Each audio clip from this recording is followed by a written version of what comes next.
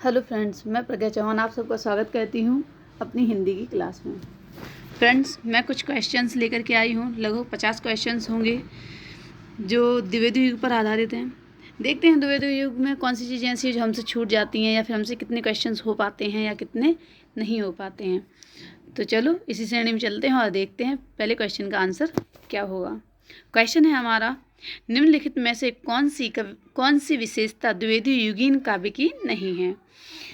Option number 1 है इतिवृत्तात्मकता, सुधारवाद, काव्य भाषा के रूप में खड़ी बोली की प्रतिष्ठा और स्वानुभूति की प्रत्यक्ष विवृत्ति। तो कौन सी नहीं है ये हमें ध्यान देनी है। तो इनमें से कौन सी नहीं हो सकती है। एक तो इतिवृत्तात्मकता तो प्रमुख ही थी, इसकी जो प्रमुख थी वो इतिवृत्तात्मकता ही प्रमुख थी। सुधारवाद तो भाषा में सुधार तो किया ही गया था। काव्य के रूप में खड़ी बोली की प्रतिष्ठा, ये भी बात सही है। काव्य के रूप में खड़ी बोली को प्रधानतः लिया गया था। इसमें अगर नहीं है तो वो है आपकी स्व अनुभूति की प्रत्यक्ष विवृत्ति। ऑप्शन नहीं था तो हमारा ऑप्शन सही हो जाएगा डी। ऑप्शन नंबर डी हमारा बिल्कुल सही हो जाता है। नेक्स्ट है कुछ पंक्ति हैं। हम कौन थे क्या हो गए हैं और क्या होंगे अभी, आओ विचारें आज मिलकर ये समस्याएं सभी। उपयुक्त काव्य पंक्तियां किस कवि की हैं तो देख लेते हैं। ऑप्शन नंबर 1 है रामधारी सिंह दिनकर, 2 मैथिलीशरण गुप्त, 3 माखनलाल चतुर्वेदी और 4 है हमारा बालकृष्ण शर्मा नवीन। तो ये बहुत ही सिंपल सा क्वेश्चन है कि लगभग सभी को इसका आंसर पता होता है। तो इसका सही आंसर हो जाएगा ऑप्शन नंबर बी। ठीक है, कौन सा है हमारा ऑप्शन नंबर बी। नेक्स्ट हमारा क्वेश्चन, ये अधिकार खोकर, ये भी पंक्ति है। अधिकार खोकर बैठ रहना यह महादुष्कर्म है।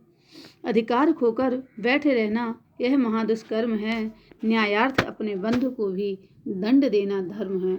उपयुक्त पंक्तियां किस काव्य ग्रंथ से उद्धृत हैं तो ये किससे हैं हमें ध्यान देना होगा। ऑप्शन नंबर 1 है जयद्रथ वध, बी है कुरुक्षेत्र, सी द्वापर और डी है रश्मि पृथ्वी। तो ये हमारी जो पंक्तियां हैं वो देखो कहाँ कन्फ्यूजन होगा, कुरुक्षेत्र और जयद्रथ वध, मतलब कुरुक्षेत्र और जयद्रथ वध में कन्फ्यूजन होता है, लेकिन इसका जो सही आंसर है वो होगा जयद्रथ वध। ठीक है, याद रखना इसका कौन सा आंसर होगा, जयद्रथ वध। नेक्स्ट है हमारा, हिंदी के मानकीकरण स्वरूप पर सबसे पहले किसने विधिवत विचार किया है। मतलब मानकीकृत का मतलब समझ रहे हैं आप, हिंदी को जो शुद्ध प्रकार से लिखा गया। ठीक है, हिंदी बिल्कुल शुद्ध खड़ी बोली को शुद्ध तरीके से किस युग में लिखा गया था तो वो हमें पता है कि द्विवेदी युग में लिखा गया था। और कह रहे हैं इसमें सबसे पहले विचार किसने किया था तो सबसे पहले विचार जो द्विवेदी युग में हुआ तो फिर महावीर प्रसाद द्विवेदी के जो द्वारा ही किया जाएगा। क्वेश्चन नंबर 4 है हमारा, प्रिय की सुध सी ये सरिताएं ये कानन कांतार सुसज्जित, मैं तो नहीं किंतु है मेरा हृदय किसी प्रियतम से परिचित। जिसके प्रेम पत्र आते हैं प्रायः सुख संवाद सन्निहित। उपयुक्त काव्य पंक्तियां किस कवि की हैं तो हमें पता होना चाहिए ये काव्य पंक्तियां किस कवि की हैं। तो ये हमारी जो पंक्तियां हैं वो ऑप्शन हमने पूरे नहीं लिए क्योंकि ये लगभग पता ही है और पुराने पेपर में बहुत बार आ भी चुकी हैं पंक्तियाँ। तो ये हैं आपकी राम नरेश त्रिपाठी की, किसकी हैं, राम नरेश त्रिपाठी। नेक्स्ट है हमारा क्वेश्चन, क्षत्रियो उठो अब तो कुयश की लालिमा को मेट दो, निज देश को अपनी सहित निज देश को जीवन सहित तन मन तथा धन भेंट दो। वैश्यो सुनो व्यापार सारा मिट चुका है देश का, सब धन विदेशी हर रहे हैं, पार है क्या क्लेश का, क्या क्लेश का पार हो सकता है। तो ये बहुत ही इम्पोर्टेंट पंक्ति है, सबसे ज़्यादा इम्पोर्टेंट है, ये आती भी रहती है। तो देख लो फिर से, क्षत्रियो उठो अब तो कुयस की लालिमा को मेट दो, निज देश को जीवन सहित तन मन तथा धन भेंट दो। वैश्यो सुनो व्यापार सारा मिट चुका देश का, सब धन विदेशी हर रहे हैं, पार है क्या क्लेश का। तो ये पंक्तियाँ हमारी मैथिलीशरण गुप्त से ली गई हैं, मतलब मैथिलीशरण गुप्त की ही ये प्रमुख पंक्तियाँ हैं। किस द्वारा लिखी गई हैं तो मैथिलीशरण गुप्त के द्वारा लिखी गई हैं।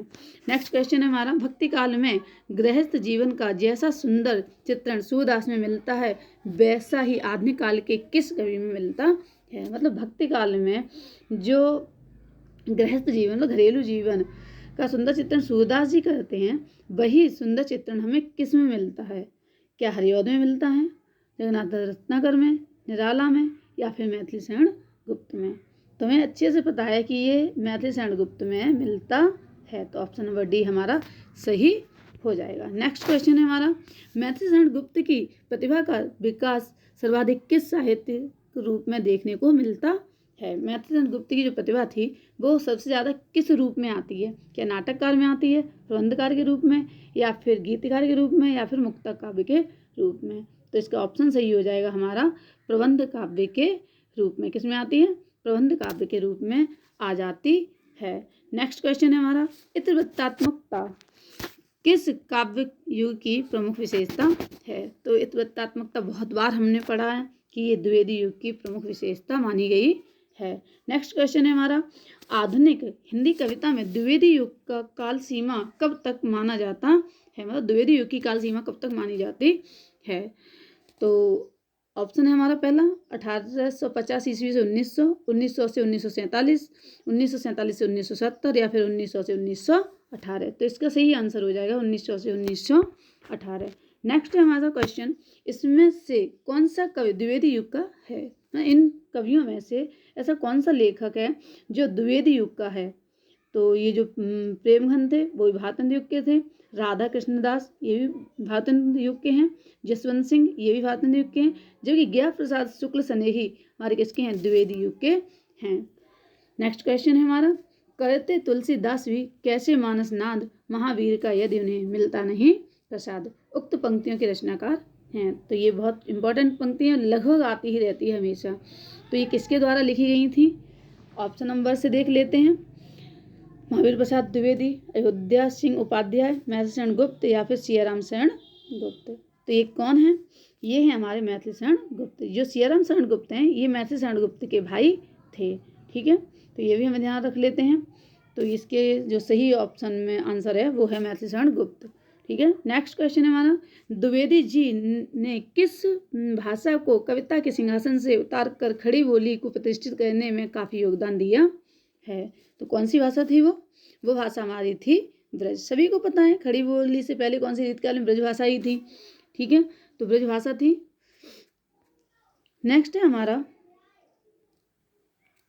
नेक्स्ट है, दिवस का अवसान समीप था, गगन कुछ लोहित हो चला, तब शिखा पर थी अब राजती कमलिनी कुल वल्लभ की प्रभा। ठीक है, तो कह रहे हैं कि ये पंक्ति किस से संबंधित है, मतलब किस काव्य से संबंधित है? क्या ये आंसू से संबंधित है, क्या परिवर्तन से, प्रिय प्रवास से, या फिर किसान से? तो ये सभी को पता है कि ये प्रिय प्रवास से है और 1914 इसका क्या है प्रकाशन वर्ष रहा था। नेक्स्ट देख लेते हैं, कह रहे हैं साकेत की कथा का मुख्य संबंध किसके चरित्र विकास से जुड़ा है? जो साकेत है उसका संबंध किसके जीवन से जुड़ा हुआ है? तो ये भी मतलब इम्पोर्टेंट क्वेश्चन और इजी भी है। तो इसका जो मतलब संबंध है वो लक्ष्मण और उर्मिला के जीवन से जुड़ा हुआ है। नेक्स्ट क्वेश्चन है हमारा, विख्यात जीवन व्रत हमारा लोकहित एकांत था, आत्मा अमर है देह नश्वर यह अटल सिद्धांत था। उपर्युक्त पंक्तियाँ किस कृति में संग्रहित हैं? वो कौन सी पंक्ति मतलब कौन सी रचना है जिसमें ये पंक्तियाँ हमारी संकलित हैं? तो ये किससे हैं हमारी? ये हमारा है भारत भारती। किससे हैं? ये हमारा भारत भारती से है, क्योंकि मतलब पढ़ के ही ऐसा लगता है कि जोश आ रहा है। तो ये किससे हैं? भारत भारती से संबंधित हैं। नेक्स्ट देखो, कह रहे हैं कि किसके साहित्य को हम सरस्वती और इंदु में जिस प्रयोगात्मक रूप में देखते हैं वही उस साहित्य का असली रूप है। ठीक है, तो ऐसा कौन किसका है? तो द्विवेदी युग का ही था। सरस्वती और इंदु सबसे ज़्यादा प्रमुख पत्रिकाएं मानी जाती हैं द्विवेदी युग की ही हैं, तो द्विवेदी युग आंसर सही हो जाएगा।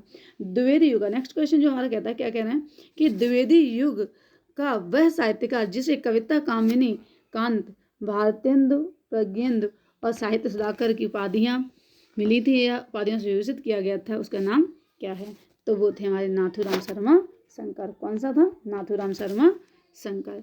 नेक्स्ट क्वेश्चन देख लेते हैं, नेक्स्ट क्वेश्चन है हमारा, हिंदी में स्वच्छंदतावाद का कवि कौन कहा जाता है? तो मतलब ऐसा कौन सा कवि है जो हिंदी में स्वच्छंदतावाद का कवि माना जाता है? हरिऔध, या फिर रामनरेश त्रिपाठी, या फिर श्रीधर पाठक, या राधा कृष्ण दास। तो इसका जो सही आंसर है वो हो जाएगा श्रीधर पाठक। ठीक है, सबसे पहले स्वच्छंदतावाद अगर देखा जाता है किसी की कविताओं में, सबसे पहले श्रीधर पाठक की कविताओं में ही देखा जाता है। नेक्स्ट क्वेश्चन है हमारा, क्वेश्चन नंबर 20 है, एक दिन सहसा सिंधु अपार लगा टकराने, नगतल क्षुब्ध अकेला यह जीवन निरुपाय, आज तक घूम रहा विशब्द। कामायनी से उद्धत इन पंक्तियों के लिए कौन सा कथन सही है? क्या ये चिंता सर्ग से हैं, चिंता और मनु आत्मा का कथन है, या श्रद्धा सर्ग से हैं, और ये हमारी श्रद्धा सर्ग से हैं, मनु का आत्मपरिचय लज्जा सर्ग से हैं, या फिर श्रद्धा सर्ग मनु का श्रद्धा का प्रत्युत्तर है?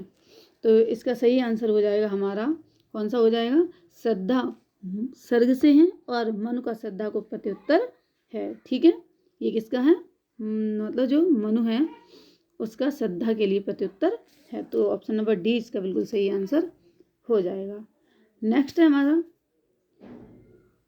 चलो फ्रेंड्स आज 20 क्वेश्चंस ही करते हैं, नेक्स्ट क्वेश्चंस को हम अगले वीडियो में लेकर के आएंगे। धन्यवाद।